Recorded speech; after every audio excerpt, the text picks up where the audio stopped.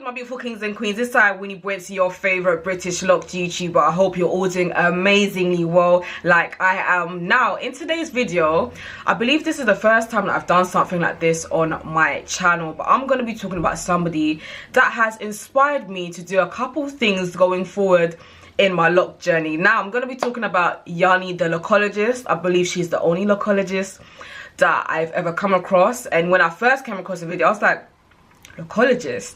What the hell is that? Like, I've heard of a loctician, a loc stylist, and yada yada, but the difference between Yannie the Locologist and locticians or loc stylists is very evident when you actually watch her videos. Now, like I said, I came across her video via YouTube, and she's also very active on Facebook. She's also got a blog. I will be leaving links to that in the description section below. But Yannie focuses on the actual health of your locks, and that makes her different compared to, you know, anybody else's video or blog that I've come across ever. Because I find that, for example, locticians or self-proclaimed locticians or loc stylists, not that I'm taking anything away from them, but just generally speaking, they tend to focus on techniques, you know, certain techniques, certain hair products that will have your locks looking a certain way. But Yannie focuses on things that are beneficial for your locks, in terms of how your locks feel and the actual health of your locks. And she focuses on, you know, things and basically ways or things that you should or shouldn't do in order for you to basically have, you know, thick or just healthy stroke thick locks, basically, is what her main focus is. And obviously we all know that in order for you to have, you know, healthy hair, healthy nails, glowing skin, your diet plays a big part. So Yannie is very passionate about things like that. A couple things that I have gathered in regards to her video is she's got an amazing personality, as in she's really bubbly, she's really talkative, she's really passionate. And like myself, she's really blunt, so I really appreciate watching her videos. Originally, I believe she's from Trinidad. She is from a Rastafarian family, and I'm not trying to be funny, but generally speaking, I do notice that when it comes to locks, the best people to get advice from in terms of like loc care, or what you should eat or what you should or shouldn't do, are from Rastafarians, to be honest, because I feel like generally speaking, they are very focused on the actual health of your locks, the actual meaning of having locks, compared to, I feel like, a lot of folks, generally speaking, from the Western world, and like I said, a lot of locticians, a lot of stylists are very focused on looks looking a certain way rather than them being or feeling a certain way. And that is what puts Yannie, for me, in a complete separate category compared to a lot of people. Now, basically, in this video, I'm basically going to be talking about the fact that I have previously mentioned before that I would like thicker locks and thicker roots, and I do believe that over the past year and a bit I have managed to achieve it. For those of you that have been watching my videos or have been around me for a while, you would have noticed that my locks actually have thickened up and my roots have thickened up as well, and that's because I stopped doing certain things. However, I do want to achieve thicker locks and thicker roots. So I was kind of reading Yannie's blogs and watching some of her videos and basically picking up tips and advice on ways that I can basically get what it is that I'm after. So I'm basically going to be talking about that in this video. I do find that, generally speaking, it's very easy, and she has mentioned this in videos before, it's very easy if you don't know what to do in regards to your locks for you to watch videos or take advice for, you know, from randoms basically on YouTube, which is ironic because I'm on YouTube talking about locks. But I've never ever said that I'm an expert. I feel like most people kind of portray themselves as an expert in certain things, and you may end up repeating or taking on board what they're saying when you could actually be doing something that's very harmful for your locks. For example, when I first wanted to learn how to interlock my locks for myself, I turned to YouTube, and in the beginning stage when I didn't know what the hell I was doing, I probably did pick up some wrong advice, which has caused one of my locks at the front, yeah, here it is, as you guys can see, there is a knot right here, and that knot basically came from when I first started interlocking and I didn't know what the hell I was doing because I probably took the wrong advice from a YouTube video or something. Yeah, it caused this knot, and that's something that's gonna stay in my locks no matter what, unless it happens to grow longer and I cut it off. It is what it is. But that's a perfect example of obviously taking the wrong advice when you're so fixated on wanting your locks to look a certain way rather it just feeling and being healthy. I think I've previously said where she's originally from. However, I think at the moment she is based in the States. So I don't know if anybody is interested, you may want to look into that. Unfortunately for me, I live here in London. I'm probably not going to go to the States for a very long time. So yeah, maybe in the near future I'll be blessed enough to go and, you know, sit down in a chair. I believe she's very selective with the clients and people's hair that she does want to do. So that's also something to take on board if you do contact her. This week I started doing some of the things that she had written in her blog. So basically, those of you that have been with me for a while, you would have known that I have previously mentioned that when I went for the big chop, that was when I decided that I would test out certain hair oils and stuff. Now, Jamaican black castor oil kept on coming up. People were like, yeah, it makes your hair grow nice and thick, blah blah blah, all these positive things. Gave it a try. It was absolute nightmare for my hair and my scalp at the time. I found it to be very thick. It had like a very smoky smell, yeah. But what I found was it wasn't absorbing into my hair or my scalp. It would just sit there, yeah, and still have my hair feeling dry, and it would just make it itchy and very flaky. So because of that, I've always kind of been like, anytime anybody mentions it, I'm like, yeah, it's not for me, it's not for me, that type of thing. However, I decided to give it a try recently. Now, I normally have Jamaican black castor oil in stock anyway, simply because I use it as a natural laxative. Now, I only discovered about it being a natural laxative about over a year ago by accident, when I was having a conversation with my mom, and she was basically saying that when she was a kid, my mom's not Jamaican by the way, but she was basically saying that when she was a kid, you know, she used to consume castor oil and stuff, and it was known to be a good laxative. And also she was telling me about other stuff. Apparently castor oil is very good for when you're giving birth and stuff, but I'm not an expert. Like I always say, this is just what I've been told. So I use it as a natural laxative because I find that the pills that they sell it in stores, when I used to take them many years ago, I would always be in excruciating pain. So yeah, this is just a better alternative that I use. So anyway, Yannie basically advised via her blog that if you want to grow thicker hair, what you should do is basically use a little bit at night, maybe 4 to 5 times, not every night, but 4 to 5 times in a week, just before bed.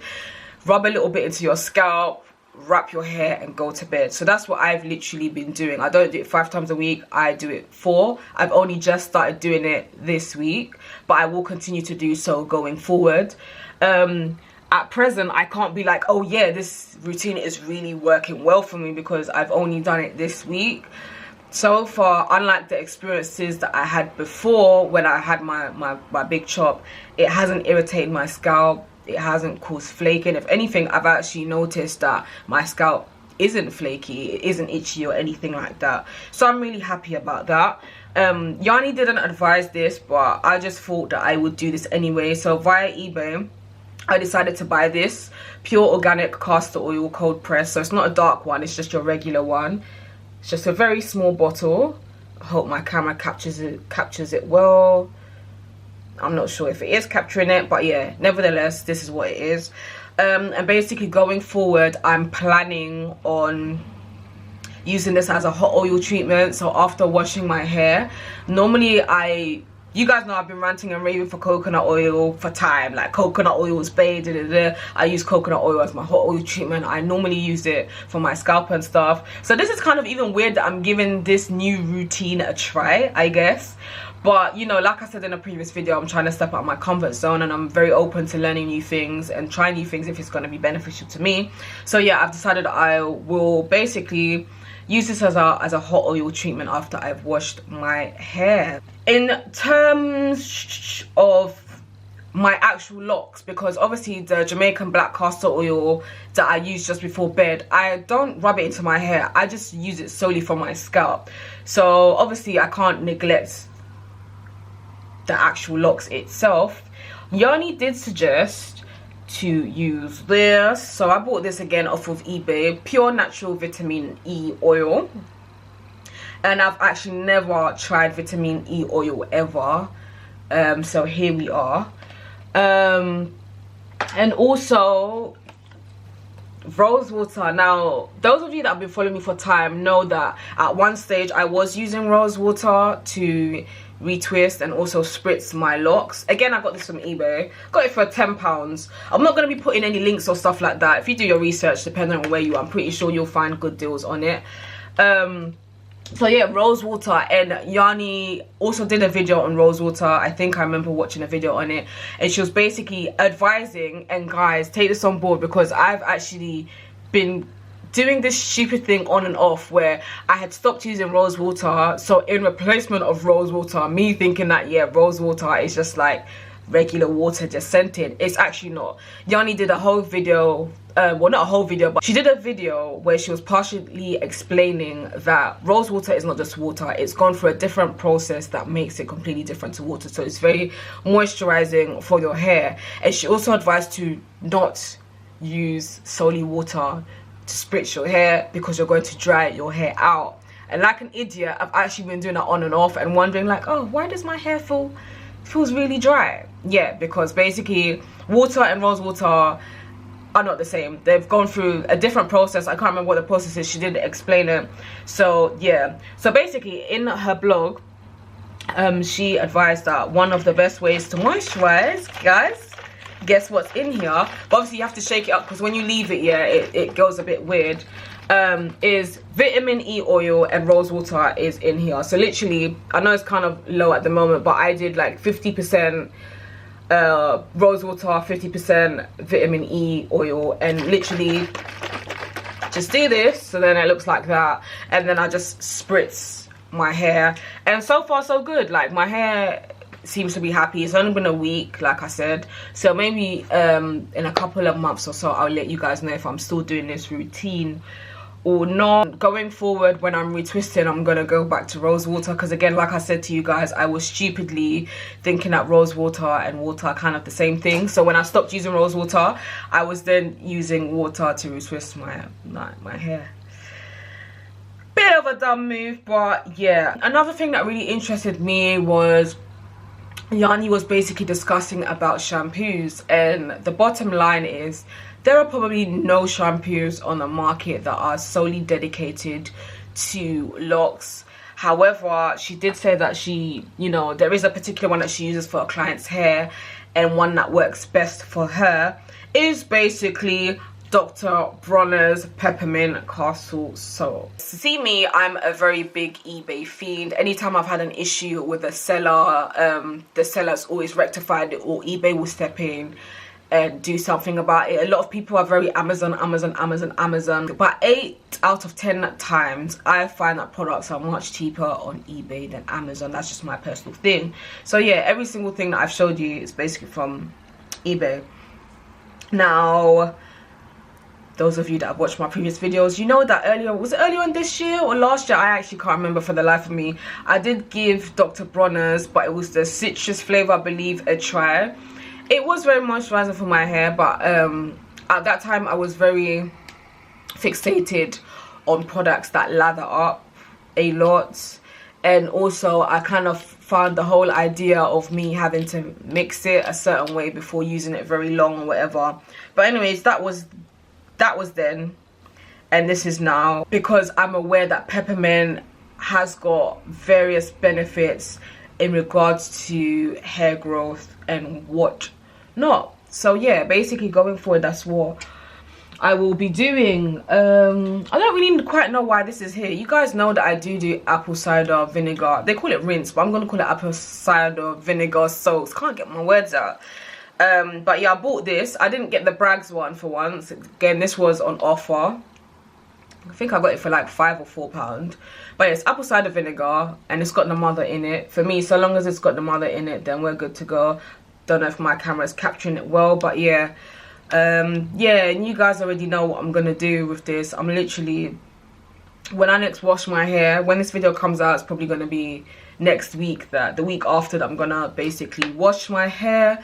But before I wash it, I'm gonna do an apple cider vinegar soak. And with my apple cider vinegar soaks, Yannie didn't mention this or anything, but this is just my personal thing. I like to add a little bit of baking soda, baking powder, and a little bit of lemon, and I just feel like it it's a good way to remove any possible kind of build up in your locks basically, and a great way to kind of remove dirt. So yeah, Yannie has basically inspired me to try something new. I'm actually going to do a separate video soon in regards to things that I'm no longer going to be doing in regards to my locks going forward. I would say that'll be short and sweet, but nowadays I've noticed that when I'm really into talking about something, I can kind of go on. So yeah, but as time goes on, I will give you an update on how this new routine is going, like if it's worked well for me, if it's not, if I feel like it's been beneficial and what. I would definitely do that. But for now, I feel really weird saying this because I've been like such a coconut oil advocate. Yannie did say that coconut oil again is, you know, one of the good oils for your hair, but I think for now I'm going to give coconut oil a little bit of a break and kind of just focus on this. The reason for that is I don't like using a lot of products on my locks. I've never felt the need to do that. It just doesn't make sense. So for me, if I'm going to be trying this castor oil thing, castor oil is going to be the main oil that I'm going to use. And obviously vitamin E oil I mix with my rose water anyway, so I don't need to now have a third oil. I just think it's just a bit much.